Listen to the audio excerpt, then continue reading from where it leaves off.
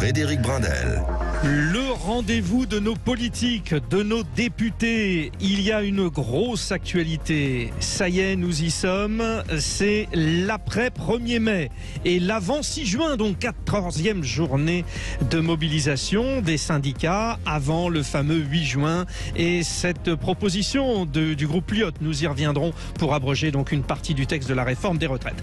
3 invités avec nous. Je salue Pierre Meurin, député Rassemblement National du Gard. Bonjour. Bonjour. Louis Marguerite, député LREM de Saône-et-Loire. Bonjour. Bonjour. Et puis nous accueillons Lounès Hadjroud, conseiller départemental des Hauts-de-Seine, ancien directeur de cabinet d'Olivier Faure pour le PS. Bonjour. Bonjour. Merci à vous trois d'être parmi nous. Louis Marguerite, ça y est, vous avez gagné sur les retraites. Ça paraît loin le 6 juin, ça s'essouffle, non ?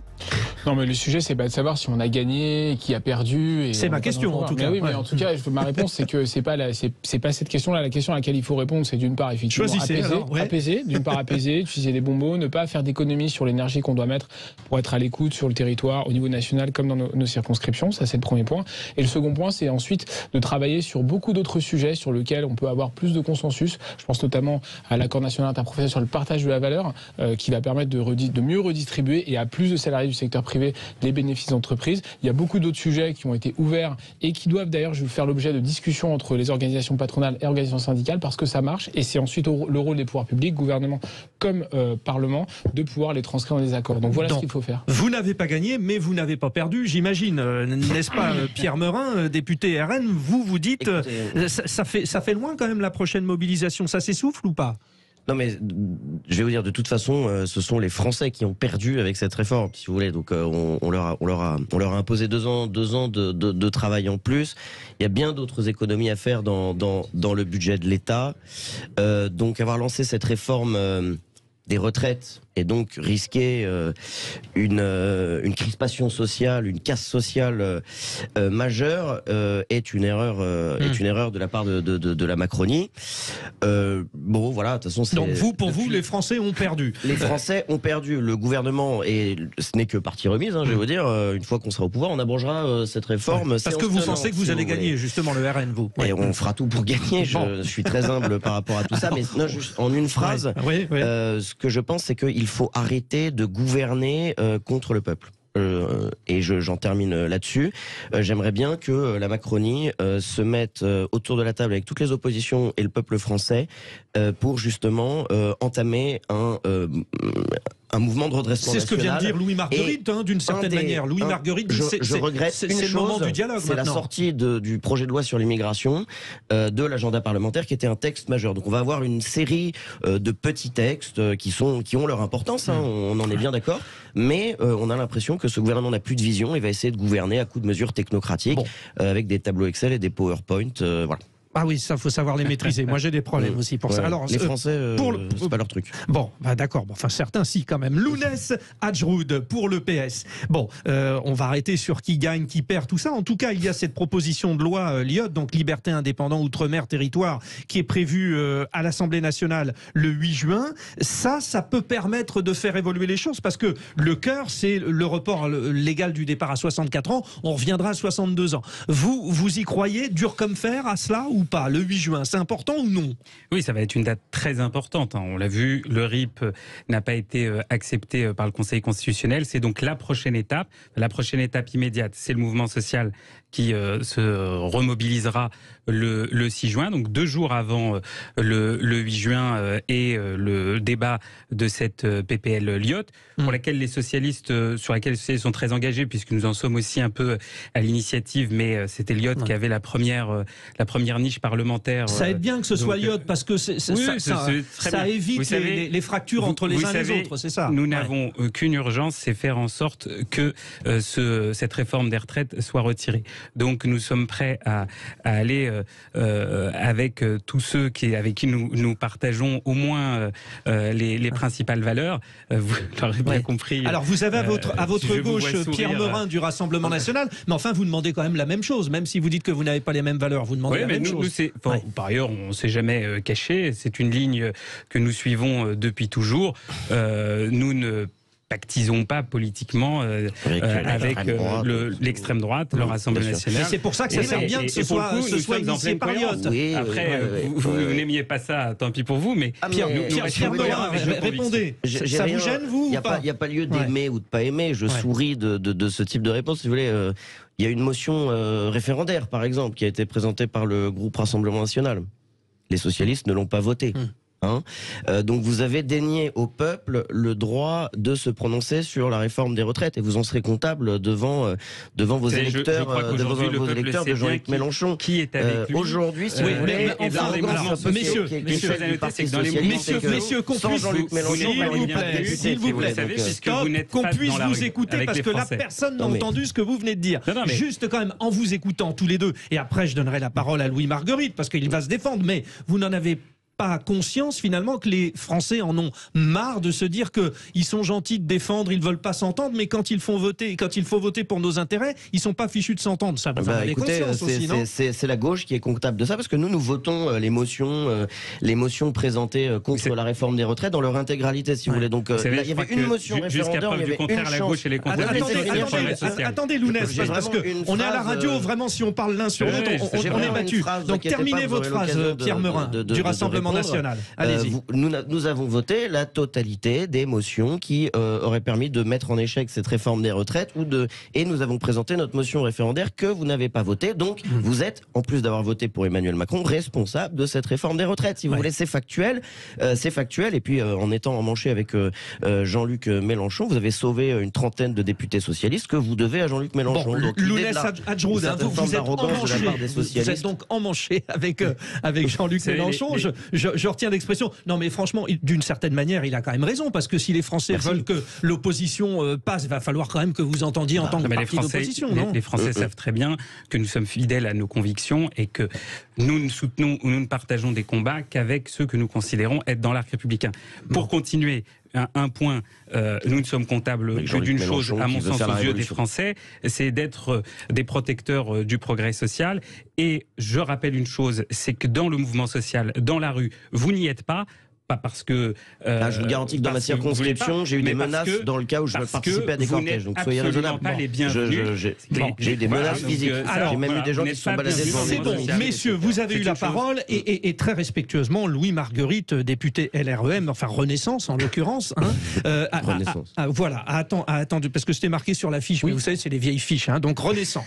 Donc, quand vous entendez cela, ça fait votre jeu finalement, parce que vous pouvez avancer. Non, mais je me permettais juste d'intervenir. Oui, allez-y. Ce duel RNPS qui, à mon avis, n'intéresse pas grand monde. D'abord, ceux qui vous faites l'émission à ce moment-là, Louis Marguerite, là, parce que ça fait 2 fois que vous me reprenez. Si, moi, ça m'intéressait de savoir s'ils peuvent s'entendre. Allez-y. D'abord, ceux qui vous promettent que s'ils arrivent au pouvoir, ils vont remettre en cause la réforme des retraites, c'est pas vrai. Ça n'arrivera pas. Parce que c'est une réforme difficile, évidemment. Elle est pas consensuelle, ça nous a pas échappé. Mais c'est une réforme difficile et ils ne reviendront pas dessus. Donc ça n'existe pas. Et c'est honnête et c'est sérieux de le dire. Ça, c'est le premier élément. Ensuite, le second élément, c'est que moi, je regrette. Je regrette qu'au cas du Rassemblement national, je ne sais pas ce qu'en pense le Parti socialiste, considère que les textes à venir sont des petits textes et je cite technocratiques faits à partir de fichiers Excel et de PowerPoint. C'est exactement ce que vous avez dit. C'est ce qu'il a dit. Eh bien, j'ai dit qu'ils ne sont pas sans importance. Figurez-vous, c'était bien de le préciser. Figurez-vous que le texte que j'aurai l'honneur de porter à l'Assemblée nationale, c'est précisément le copier-coller d'un accord national interprofessionnel qui c'est même pas la grâce ou pas au gouvernement ou à la majorité. Ce sont les partenaires sociaux qui ont discuté avec les organisations professionnelles. Voilà un texte qui a donné un point d'équilibre et qui va permettre à plus de Français du secteur privé de pouvoir accéder à cette redistribution. Et il y a plein d'autres textes comme ça qu'on va porter. C'est une chance là. Et il faut capitaliser là-dessus. C'est-à-dire qu'il faut, bien sûr qu'il y a un désaccord sur l'âge de départ à la retraite. Évidemment, il est difficile. Je précise aussi à tous ceux qui ont manifesté que je respecte infiniment, il y en a également beaucoup dans ma circonscription à Chalon-sur-Saône, à Mont-Solémine, que le texte, il n'aurait pas autant évolué s'il n'y avait pas eu autant de colère sociale. Donc cette manifestation, cette colère n'est pas vaine. Il vous est reproché quand même à la majorité de ne pas avoir négocié quand même. Mais vous allez le faire, la négocier. L'intersyndicale est d'accord pour vous rencontrer. On va les laisser. D'abord, ça va se passer comment ? Le dialogue ne s'est pas rompu à tous les niveaux, même s'il y a eu un peu de posture. On avait quand même l'impression que le dialogue était rompu. Nous, on a continué à discuter, notamment avec la majorité Horizon Modem et Renaissance. Nous avons continué à auditionner les organisations syndicales, y compris la CGT d'ailleurs, qui est le syndicat par définition peut-être le plus qui s'oppose le plus à ce type d'avancée. Donc nous avons continué à discuter sur d'autres sujets. Je pense qu'il y a l'aménagement du temps de travail. travail, il y a la question de la pénibilité. On renvoie d'ailleurs à la question des branches, justement, comment on va décliner le milliard qu'on a prévu d'ailleurs dans la réforme des retraites. L'évolution des carrières, l'emploi des seniors. Et dernier point, parce que je veux que ce soit clair pour tout le monde, ni la Rassemblement national, ni personne d'autre, et pas plus nous que n'importe quel autre parti, groupe politique représenté à l'Assemblée nationale, n'a le monopole de la représentativité. On a tous été élus démocratiquement, et il faut juste le redire. Donc on a tous la même voix, et c'est important de le redire. C'est ce qu'on appelle planter le décor. Je reviens avec vous. Les auditeurs de Sud Radio peuvent intervenir. 0826 300 300. Si vous avez des questions, Lounès Hadjroud pour le PS, Pierre Meurin pour le Rassemblement national, Louis Margueritte pour Renaissance. On y revient dans un instant. On va continuer parce que justement ces négociations avec l'intersyndicale, elles sont intéressantes, mais sur la réflexion du travail et des retraites, on attend aussi le point de vue de nos politiques. Ça tombe bien, ils sont là. À tout de suite. Frédéric Brindel. Place à nos intervenants, députés, politiques. Le gâteau a déjà été coupé. Qu'on se le dise, ça va être difficile de revenir sur le départ à la retraite à 64 ans. En revanche, il y a des négociations. Quelle part de gâteau on peut aller récupérer? Qu'est-ce qui vous intéresse, vous les auditeurs de Sud Radio? Au 0826 300 300, dites-nous vos priorités. Nous en parlons avec le porte-parole du PS, Lounès Hadjroud, avec Pierre Meurin, député Rassemblement national du Gard, avec Louis Margueritte, député Renaissance de Saône-et-Loire. Bon, ça va être l'occasion de négocier. C'est le moment ou jamais, Lounès Hadjroud. Qu'est-ce qu'il faut aller chercher pour que aujourd'hui les gens qui sont au travail et qui vont devoir travailler un peu plus longtemps vivent mieux? C'est quoi la priorité? L'emploi des seniors, par exemple, c'est quoi? Mais évidemment, à partir du moment, j'espère. Oui, vous espérez toujours. Que nous pourrons le 8 juin parvenir à l'abrogation de l'article. Même si c'est abrogé, on repart pour un an parce qu'il faut aller au Sénat. Enfin bref, c'est toute une histoire. Hein, voilà. C'est une autre histoire. Voilà. On est d'accord. Mais dans les négociations aujourd'hui pour le travail. Mais effectivement, vous preniez l'exemple de l'emploi des seniors. Et qui va être une vraie problématique avec cet allongement de 2 ans, 2 années supplémentaires de travail. Puisqu'on le sait aujourd'hui, à partir de 55 ans, plutôt, on a beaucoup de seniors qui sortent de l'emploi et qui se retrouvent en allocation chômage, puis au RSA. On a des chefs d'entreprise qui vous font comprendre que vous êtes has-been, des DRH qui vous disent salut, que ciao. vous coûtez trop cher. Donc, et par ailleurs, c'était normalement une des compensations sur l'emploi des seniors, l'index senior qui avait été obtenu au Sénat. On l'a vu, le Conseil constitutionnel l'a retoqué. Ça, vous le regrettez parce que c'était moi tout ce qui va dans le sens d'avoir davantage meilleure employabilité des seniors avec une qualité de l'emploi et un non-amoindrissement des droits, parce que faire attention, parfois sous couvert de vernis. On discute ça. Faisons le tour de table. Louis Margueritte, on est d'accord, il faut préserver les seniors là. Non mais bien, ce que dit le porte-parole du Parti socialiste est pas totalement faux. Ceci dit, vous demanderez quand même à votre intergroupe qui a voté contre l'index senior en première lecture à l'Assemblée nationale pourquoi ils ont voté contre. Mais peu importe, c'était demandé par la CFDT et je sais que c'était d'ailleurs un désaccord avec les organisations professionnelles.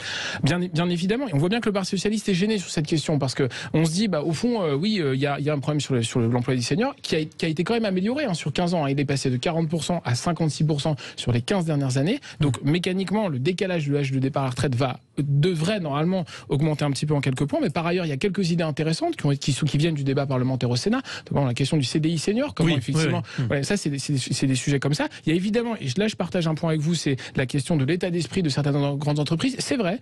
Et parfois encouragé par les pouvoirs publics, même souvent encouragé par les pouvoirs publics, depuis les 20 dernières années, on a encouragé à pousser à la sortie par plein de raisons. Retraite anticipée, etc. C'est exactement le contraire qu'il faut faire. Et la taxation. Donc nous souhaitons au contraire encourager effectivement les départs progressifs, mais qui permettent à la fois de rester dans le travail, continuer à cotiser pour améliorer sa retraite future. Ça, c'est un vrai acquis de la réforme. Et tout ça, il faut qu'on l'encourage. Et évidemment, c'est ce que nous allons faire. Vous dites quoi, vous, Pierre Meurin? Parce que c'est vrai, le senior, il rentre chez lui, souvent il est déprimé. On m'a fait passer pour un vieux, pour un dépassé.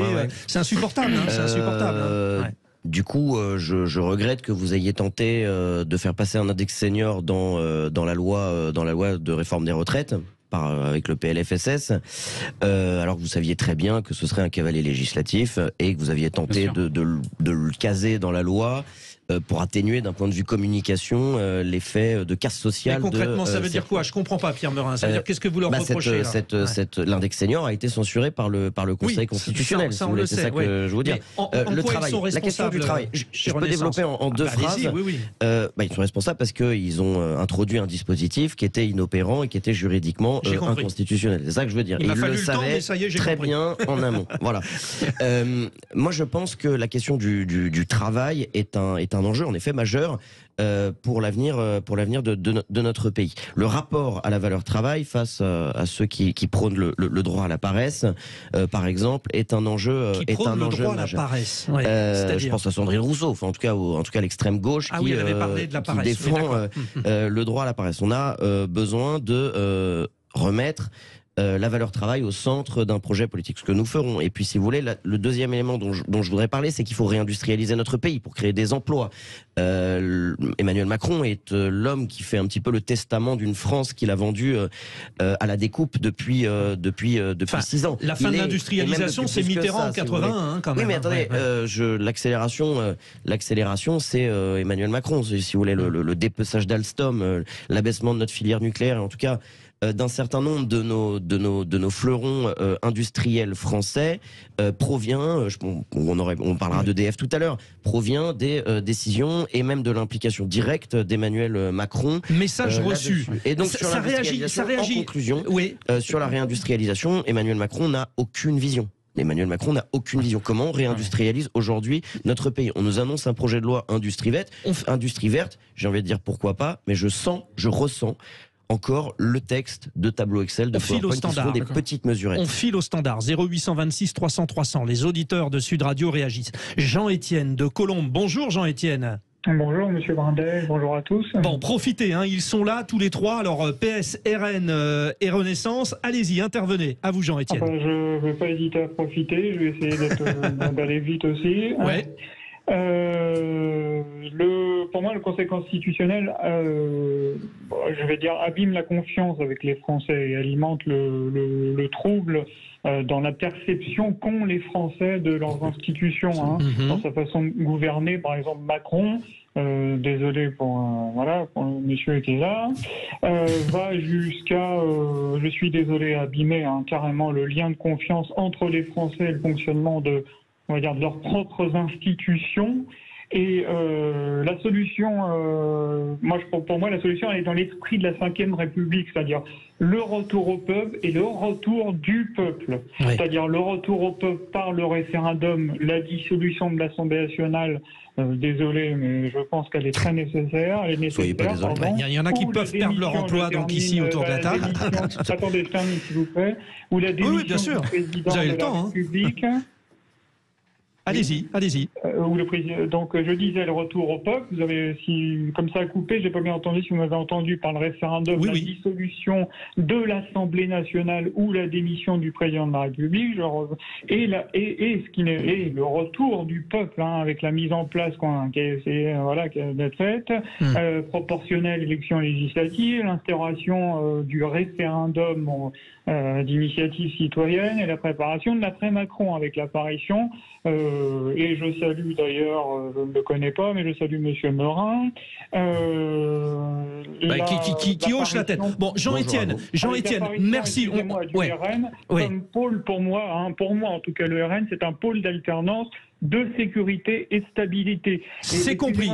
Jean-Étienne, oui, et après on fait circuler la parole. Allez-y, mais très vite, Jean-Étienne. Je sais que vous êtes adorable et que vous m'écoutez. Et simplement, il y a une fake news que je voudrais simplement... je voudrais quand même être très clair là-dessus. Pour moi, alors je ne fais pas une obsession, bien que vous avez compris que le Rassemblement national se rapproche de mes idées largement. Était, paraît-il, absent du débat sur la réforme des retraites.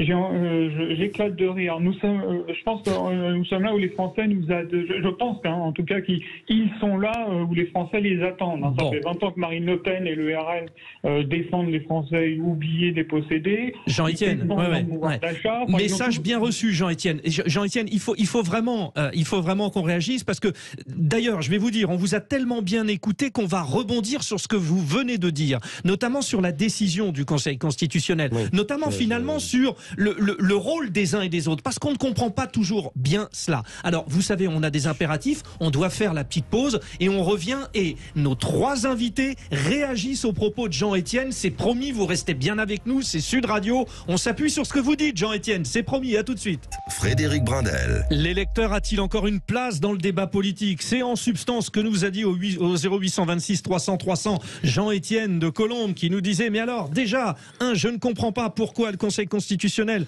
tranche comme ça, puis le gouvernement qui ne veut pas discuter. Justement, nous en discutons avec Lounès Hadrouj, je veux bien le prononcer, Hadjroud. Voilà, c'est comme ça, porte-parole du PS. Pierre Meurin, député RN, et Louis Marguerite, député Renaissance. Alors déjà, messieurs, sur ce que nous demandait Jean-Étienne, on confond un peu les genres par rapport au Conseil constitutionnel.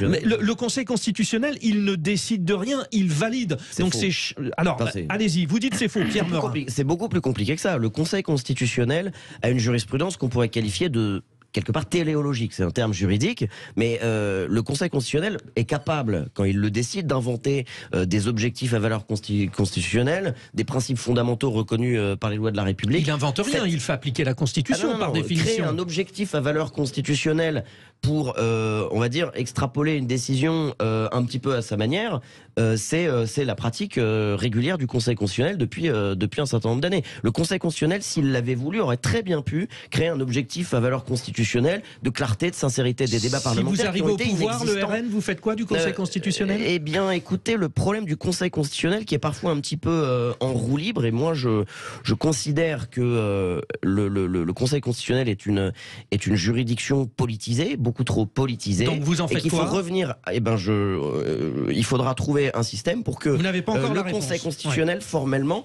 ne soit que littéralement l'applicateur de la Constitution, ce sans jurisprudence extensive. En gros, c'est l'idée.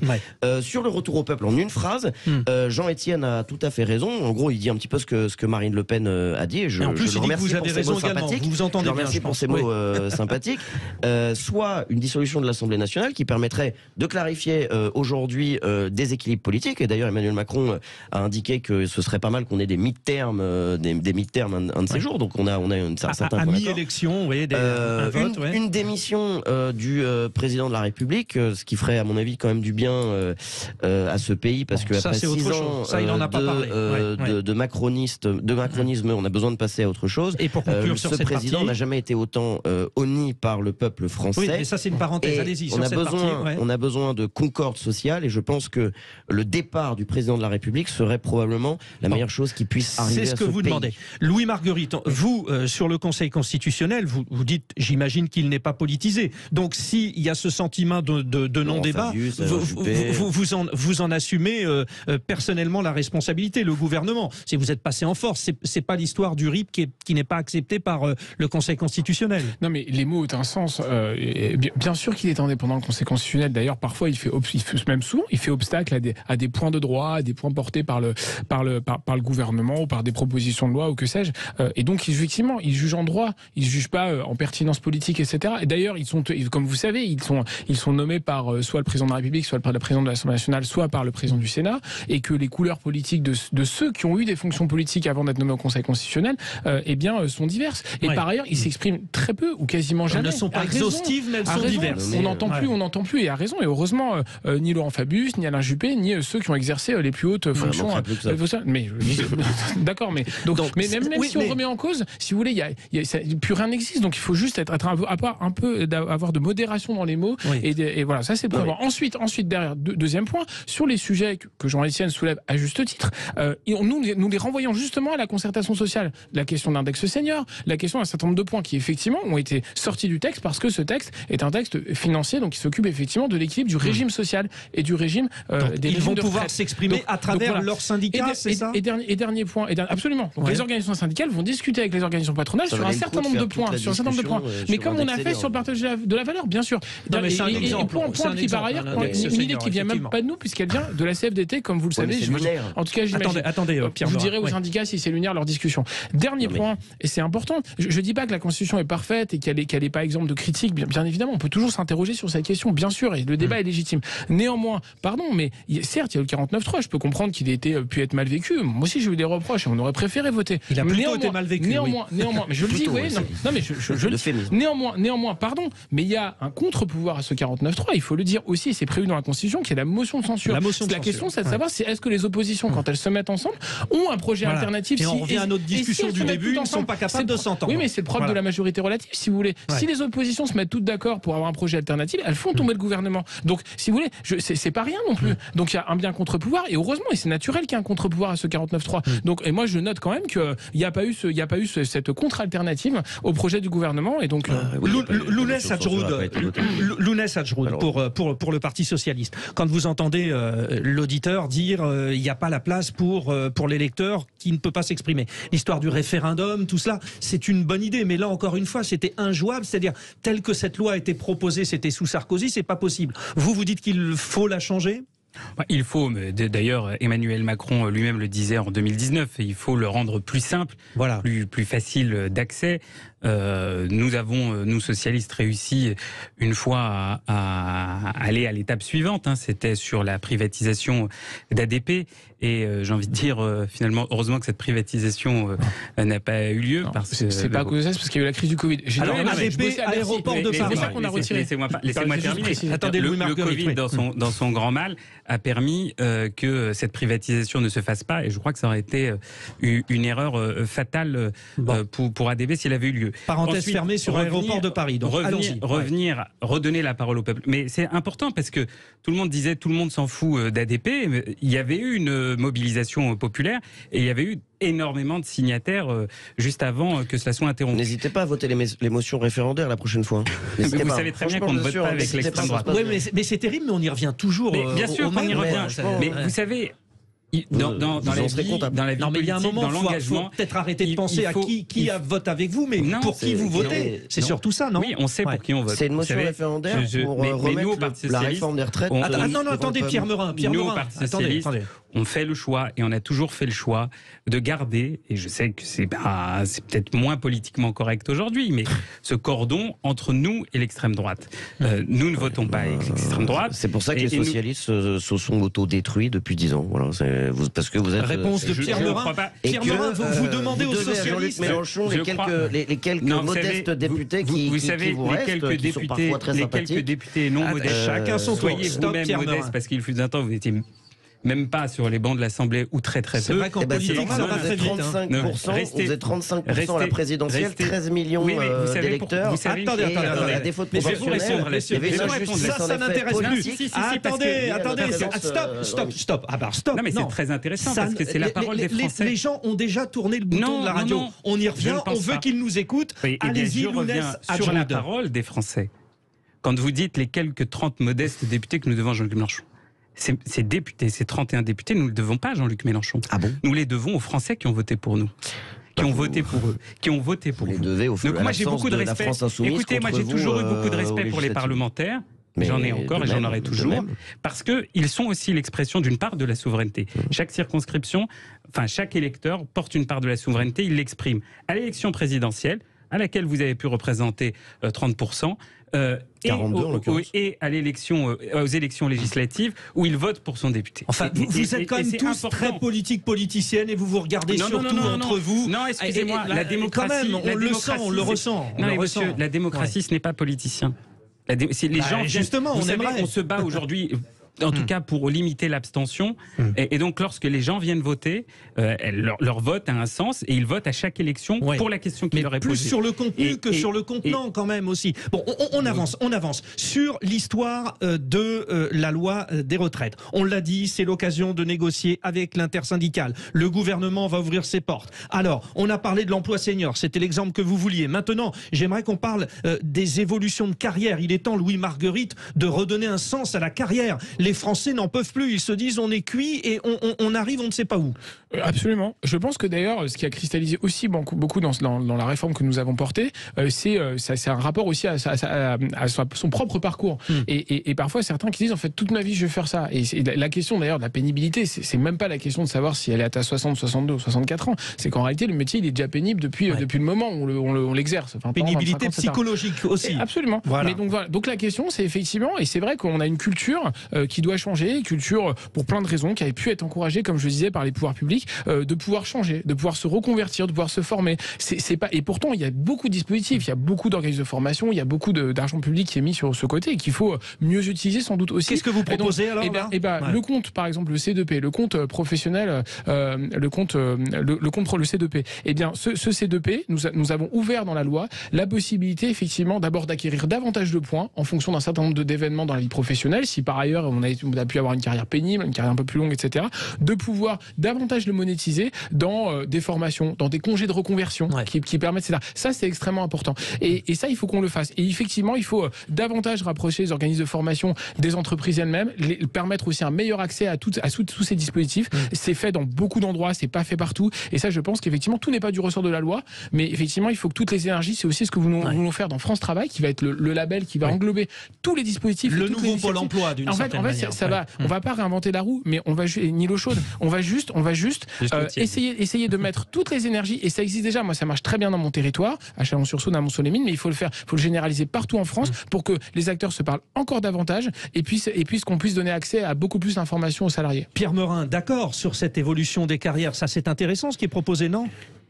Tout est intéressant, si vous voulez. De très nombreuses choses sont absolument passionnantes. Les discussions sur mais le tout de savoir, c'est comment on le met en place. Valeur travail, etc. Moi, je regrette simplement l'absence totale de vision, si vous voulez.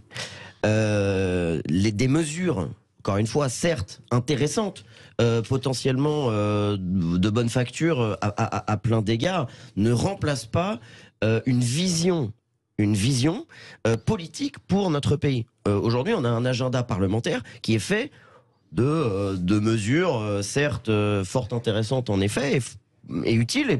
Alors c'est quoi votre vision ? Votre vision, c'est quoi mais moi j'aurais voulu, si vous voulez, j'aurais voulu qu'on laisse sur la table de l'agenda parlementaire la loi sur l'immigration, si vous voulez. L'immigration, si vous voulez, aujourd'hui, 80% des Français considèrent que, y compris chez les électeurs de gauche, chez les électeurs de Renaissance, considèrent que y a une immigration galopante dans ce pays et qu'il y a un lien entre immigration et insécurité. J'aurais aimé qu'on ait... Mais avec travail, je ne le vois pas en l'occurrence. Non, mais là, je le vois pas. Oui, moi, vous votez en touche, alors c'est peut-être une bonne touche trouvée, comme on dit au rugby. Mais moi, je regrette, dans l'agenda parlementaire, un manque total de vision pour notre pays par rapport aux enjeux qui occupent nos compatriotes. Lounès Hadjroud, attendez, Lounès Hadjroud maintenant pour le PS, l'histoire de l'évolution des carrières, ça c'est concret. Il va falloir en profiter de ce débat-là. Bien sûr, hein, moi j'entends beaucoup parler de la valeur travail, j'entends trop peu parler de la valeur du travail.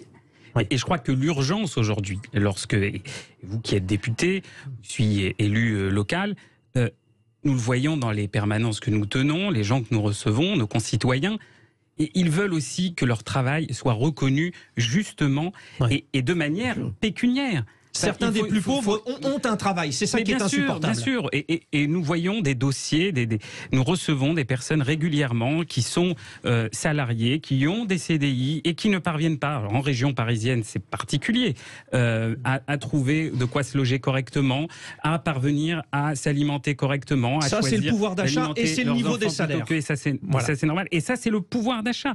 Et donc ce n'est pas que la valeur travail, attention, parce que quand on ne met que la valeur travail sur la table, c'est-à-dire que il y a cet esprit que le travail serait noble et donc qu'il faut être...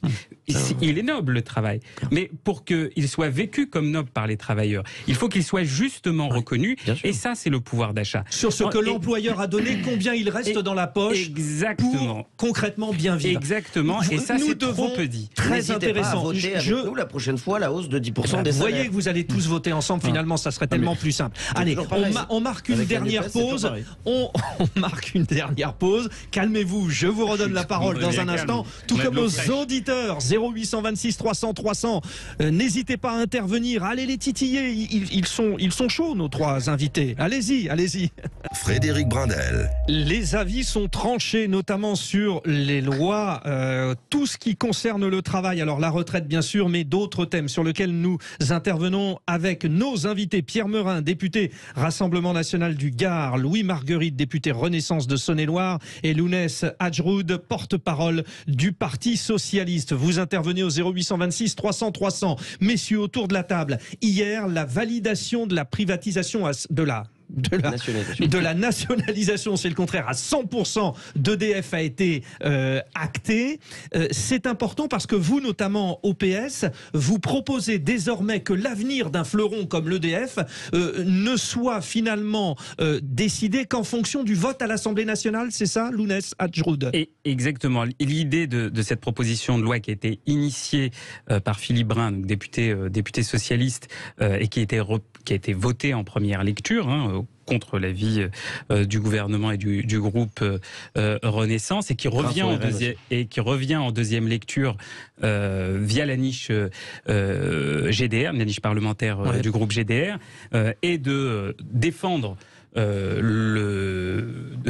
EDF, vraiment faire en sorte que ça reste dans le giron public. On phagocyte et d'éviter tout démembrement, parce que c'est ce que nous craignions, et c'est comme ça un peu que le travail de Philippe Brun a évolué. C'est dans ses recherches et dans son travail, il s'est rendu compte qu'une des hypothèses posées par le gouvernement, en tout cas l'administration, était d'aller vers un démembrement d'EDF, c'est-à-dire que l'État gardait ce qui n'était pas rentable et on remettait, l'État détenait 84%, depuis hier c'est validé, ça sera 100%. C'est nécessaire, Louis Marguerite, de détenir la totalité d'un fleuron comme celui-ci, on y revient. Mais c'est d'autant plus nécessaire que c'est quelque chose que nous avons décidé, et on a même voté les crédits budgétaires qui allaient avec au mois de juillet, au mois d'août dernier. Donc c'est peut-être un des rares points sur lequel on est tous d'accord, c'est qu'on est d'accord effectivement pour que l'État détienne 100% du capital. Et maintenant, sur l'histoire à l'Assemblée nationale, effectivement, là où c'est sans doute un peu technique, mais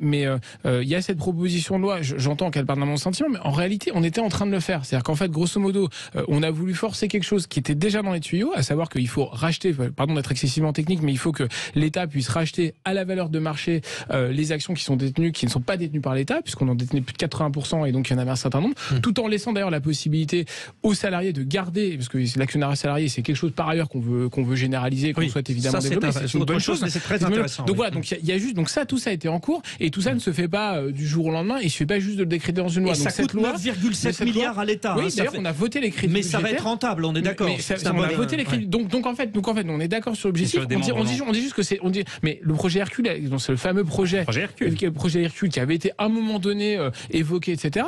Il est abandonné. Il y a des garanties sur le démembrement du gouvernement. Donc là-dessus, c'est juste que cette loi qui par ailleurs a été totalement remaniée au Sénat, et heureusement plutôt dans le bon sens, il faut pas qu'elle vienne perturber une opération de marché qui est déjà en cours. Voilà. Pierre Meurin, pour le Rassemblement National, vous avez été discipliné. Ah non, j'allais dire vous avez été discipliné, c'est plus le cas. Voilà, j'ai parlé trop vite. Bon, vous êtes pour au Rassemblement National que les fleurons, alors ça peut être SNCF aussi, EDF, vous, ça doit être 100% propriété de l'État. Oui, si vous voulez, nous on a voté la proposition de loi de Philippe Brun, comme quoi qu'on vous permet. Donc le RN a voté une proposition du PS, de remporter un certain nombre de victoires contre la Macronie, qui d'ailleurs, je le rappelle, avait fait une tentative de déstabilisation lors de cette niche socialiste. Il y avait une tentative de considérer que cette loi était contraire à la Constitution. Bon. Mais enfin, c'est sous la Macronie que c'est 100%. Alors, donc mais attendez, vous dites ça, c'est bien. Pas confiance dans la Macronie. Vous dites le projet Hercule a été abandonné, certes. C'est avec vous que il a été dans les tuyaux, si vous voulez. Donc l'erreur est. On le sait, vous n'êtes pas d'accord. Sur EDF. Alors, sur EDF. Moi, si vous voulez, je renvoie en fait les macronistes et les socialistes un petit peu dos à dos, puisque notre souveraineté énergétique est quelque chose qui a été abîmé par les gouvernements de François Hollande et d'Emmanuel Macron. Emmanuel Macron a gouverné avec François Hollande, donc avec les socialistes. On a fermé 2 centrales nucléaires qui nous conduit à recarboner notre énergie via l'importation de charbon allemand et la réouverture de centrales à charbon. Donc je veux bien qu'aujourd'hui, je veux bien qu'aujourd'hui la gauche socialiste qui a gouverné et la Macronie s'intéresse aujourd'hui à notre souveraineté énergétique et à EDF. Ils ont fait amende honorable, d'une certaine manière. Ils ont fait d'une certaine manière. Oui, mais ça démontre, si vous voulez, une absence totale de vision de leur part. D'accord. Si vous voulez. Enfin, on peut changer de vision. Ça a déjà été votre cas au Rassemblement National. Non, pas sur le nucléaire, si vous voulez. On n'a pas changé. Pas sur le nucléaire, mais sur d'autres. Non, mais comme quoi ça peut arriver. Sur EDF, nous tenons à ce que EDF soit un fleuron national qui a été d'ailleurs vendu à la découpe. Et je termine là-dessus avec l'AREN. L'AREN. Qu'est-ce que l'AREN? L'AREN est une fausse concurrence qui oblige EDF à vendre à ses propres concurrents et pour que certains revendent à perte de l'électricité, si vous voulez. Donc il faut arrêter l'AREN, la suppression de l'AREN pour résorber la dette d'EDF et pour pouvoir créer chez EDF des fonds propres, parce que le problème c'est pas tellement la nationalisation ou la privatisation, c'est le remboursement de la dette, la possibilité pour EDF d'investir et de détenir des fonds propres qui ont été complètement, j'allais dire, lessivés par les gouvernements successifs depuis 30 ans. Ajroud pour le Parti Socialiste. Donc maintenant que vous avez la main, enfin que l'État a la main sur EDF, ça veut dire qu'on peut aller vers notre autonomie énergétique. Vous, quitte à blesser vos amis Europe Écologie Les Verts, mais vous dites quand même que ça permet d'avoir la main sur le nucléaire et qu'il faut garder un peu le nucléaire quand même, non? De toute façon, nous avons acté depuis longtemps que c'était une énergie de transition. Nous devons aller vers... enfin, si on investit pour quelque chose qu'on va abandonner, c'est un peu de l'argent perdu, non? Tout dépend si à côté vous investissez pour aller plus loin vers les énergies renouvelables. C'est aussi ça, c'est-à-dire que votre stratégie d'investissement... Donc vous dites nucléaire, oui, quand même. Cohérente. Est-ce que vous le dites nucléaire, oui? On dit nucléaire, oui, en tant qu'énergie de transition. C'est-à-dire que c'est une énergie de transition, ça à terme nucléaire, non. Vous dites à terme nucléaire, non. L'idéal, mais parce qu'on a une problématique sur la gestion des déchets nucléaires. Et à terme, l'idéal est donc de pouvoir être exemplaire sur la question des énergies renouvelables. Je voulais juste ajouter sur cette proposition de loi. Les deux. Voilà. Je voulais juste ajouter sur cette proposition de loi une chose qui, à mon avis, peut intéresser un certain nombre de vos auditeurs, puisque nous avons rajouté un article, l'article 3 bis de cette PPL, qui permet une extension du bouclier tarifaire, du tarif réglementé électricité, aux PME et TPE. Oui. Vous savez, c'est cette fameuse problématique dont on a beaucoup entendu parler. On n'arrive plus à payer ses factures. Des boulangers qui, parce qu'ils n'ont pas des fours aux dernières noces. Ça, vous avez proposé ça, etc. Normalement, ce qui est sorti du Sénat nous permet de conserver ça. Nous n'avons pas pu aller plus loin sur les PME, mais normalement, nous devrions conserver ce point-là. J'espère que les députés Renaissance qui sont dans l'hémicycle nous suivront. Allez, 45 secondes encore. La conclusion avec Louis Marguerite. Vous reconnaissez, vous, à Renaissance, qu'au début, il y a eu un petit quiproquo sur l'histoire du nucléaire. C'est le moins qu'on puisse dire. Il s'est un peu loupé, le président Macron. Et puis maintenant, il a rectifié le tir. On fera avec le nucléaire, c'est ça? D'abord, parce que mon collègue m'a interpellé sur Fessenheim, je rappelle que c'est sous François Hollande et non pas Emmanuel Macron que la décision a été prise. Il a dit que les deux avaient travaillé ensemble. Il a été à partir de 2014, mais Louis Marguerite, vous faites amende honorable sur cette histoire du nucléaire quand même? Non. Je dis qu'effectivement, il faut mener la politique très ambitieuse de nucléaire. Il y a une loi qui a été très largement adoptée au Parlement et je suis sûr que énormément de Français sont d'accord avec cette idée que d'abord c'est notre joyau à tous, ces centrales nucléaires, qu'il faut les développer, que c'est pas la seule, mais c'est une solution importante à notre décarbonation. Le président donc s'était un peu trompé au début. Il a annoncé fin 2021 avant la campagne présidentielle. Non mais avant 2017, il s'était un peu trompé. Écoutez, moi j'étais pas député. Vous n'étiez pas né. Ce que je dis, j'étais pas député, je suis jeune, mais j'étais quand même né. Mais c'est vrai qu'on me le reproche souvent mon âge, mais peu importe. Alors c'est pas un reproche, c'est un avantage. Je dis simplement, c'est évidemment le nucléaire. Moi je suis dans une région par ailleurs qui s'appelle la Nucléaire Valley, enfin qui est un des éléments de la Nucléaire Valley, avec beaucoup de sous-traitants. Moi j'ai Framatome, mais j'ai beaucoup de sous-traitants de l'industrie nucléaire. Évidemment, il faut les soutenir le plus possible et c'est ce que nous souhaitons faire. Merci messieurs, c'était très clair. Pas toujours, mais quand même très clair. Allez, je vous l'accorde. Merci, c'était Jeudi Politique. Sud Radio 0826 300 300. Vous pouvez réagir à ce qui vient d'être dit. Et puis, témoignage très intéressant dans un instant avec un ancien de la DGSE avec des secrets révélés. Très intéressant. Allez, restez avec nous.